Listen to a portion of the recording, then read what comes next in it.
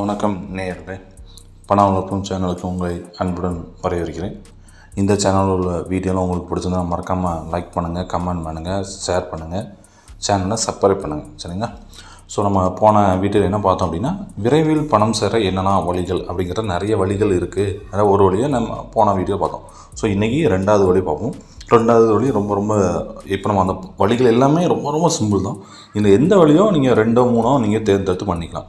Okay, இன்றைக்கி வழிகள் ரெண்டாவதுல என்ன பார்க்க போகிறோன்னா, உங்கள் வீட்டில் இருக்கிற சமையல் அறையில் அரிசி சமைக்கிறதுக்கு அரிசி வச்சுருப்பீங்கன்னா அந்த அரிசி எடுத்துக்கோங்க. அரிசி எடுத்துகிட்டு ஒரு பாத்திரத்தில் போட்டு அதில் உங்கள் குடும்பத்தில் இருக்க குடும்பத் தலைவர், நீங்களாக இருக்கலாம் இல்லை அப்பாவாக இருக்கலாம், யாராவது ஒருத்தர் ஃபஸ்ட்டு அவங்க என்ன பண்ணணும்னா, காயின்ஸ், 1 ரூபா காயின்ஸ், 2 ரூபா காயின், ஏதோ ஒன்று 5 ரூபா காயின், 10 ரூபா காயின், எந்த காயின்னாலும் கொஞ்சோண்டு நாணயங்களை போட்டு அந்த அரிசியில் போடணும். திருப்பி அதுக்கு மேலே அரிசியை போடணும். அதாவது அந்த துட்டு ஃபுல்லாமே அந்த அரிசியில் உள்ளே அப்படியே முங்கியிருக்கணும், அந்த அளவுக்கு இருக்கணும்.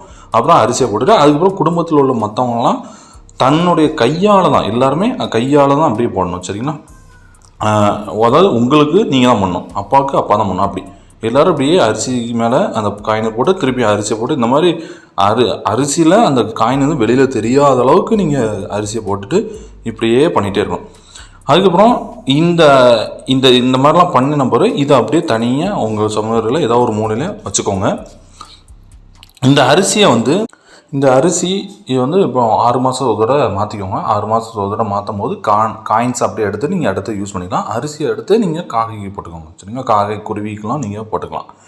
இந்த மெத்தட் பழங்காலத்தில் விரைவில் வீட்டில் பணம் சேர்றதுக்கு, வீட்டில் அரிசியும் செல்வமும் நிலைத்து இருக்கிறதுக்கு பண்டைய காலத்தில் இந்த முறையை தான் ஃபாலோ பண்ணிட்டு இருந்தாங்க.